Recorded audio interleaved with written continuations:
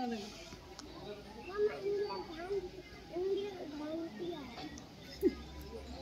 Indian तेरे खाने पर गेट में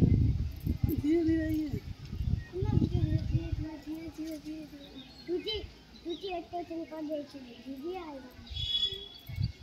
मम्मा देखो हमने ऊपर चलेंगे तो हम नहीं चलेंगे हम तो पापा हम चलेंगे जल्दी तो जल्दी नहीं उतर पाएंगे मुझे धूप लग रहा है जल्दी लेंगे तुम्हें हट गाड़ी आ गई ए हट साइड हो गए एक साइड हो ना तू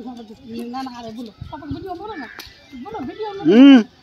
बोलो ना ना अरे बोलो मेरे नाना सुनो ना से मिलने आए नाना तो मिलना अच्छा से बोलो ऐसे हेलो गाइस हेलो गाइस बोलो देखो ट्रेन आ बदी तक ना सब पार कर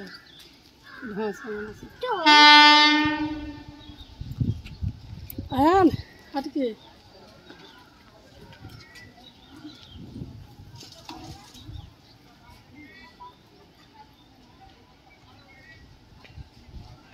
इंडियन भारतीय है चुप